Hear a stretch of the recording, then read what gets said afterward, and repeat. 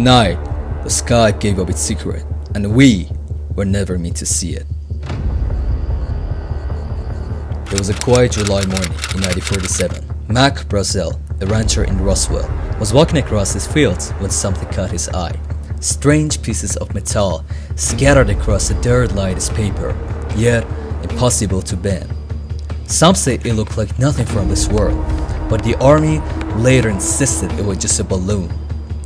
Brazel noticed symbols carved into the wreckage, markings he had never seen it before, yet no one could explain what they meant.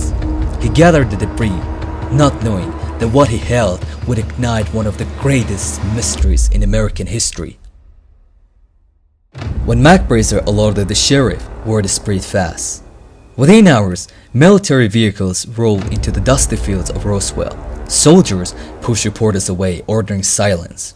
Among them was Major Jesse Marcel, an intelligence officer trusted with America's deepest secrets.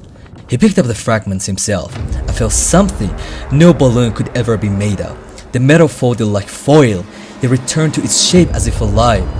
Witnesses swear they saw crates being carried away under heavy guard, but the official report the very next day claimed it was only a weather balloon. Why would the US Army mobilize so quickly, silence civilians, and guard simple balloon scraps as if they were treasure? Major Marcel would later admit this was no balloon. But what if it wasn't? Then what had fallen from the skies over the Roswell? The wreckage didn't stay on the ranch for long. Trucks loaded the strange debris and drove straight to the Roswell Army airfield, guarded as if they carried nuclear secrets. Reporters swarmed to the gates, demanding answers. At first, the army confirmed it. "We have a flying disc." Boom.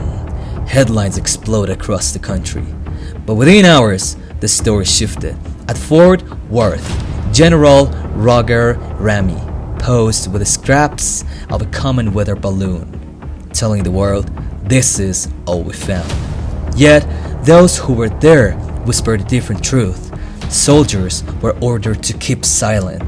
Witnesses vanished from the press, and Marcel himself admitted years later that the balloon display was staged. It's early morning in Roswell. Inside a small diner glowing with red color, rancher Mac Brazel sits across the Major Jesse Marcel, the man trusted to investigate the wreckage. Plates of untouched food grow cold as the two whispers in low voices. Mac describes the strange material, metal that bent like foil, yet snapped back into the shape. Symbols carved across its surface that no farmer could explain. Marcel listens, noting, but his eyes never leave the door. He warns Mac to stay silent, telling him that speaking out could bring trouble he doesn't want. Witnesses later swore that the dinner felt tense that night, as if they were not alone.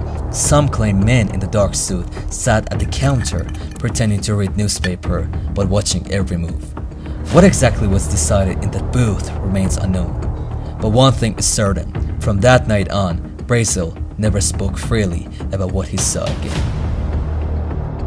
Welcome to Area 51.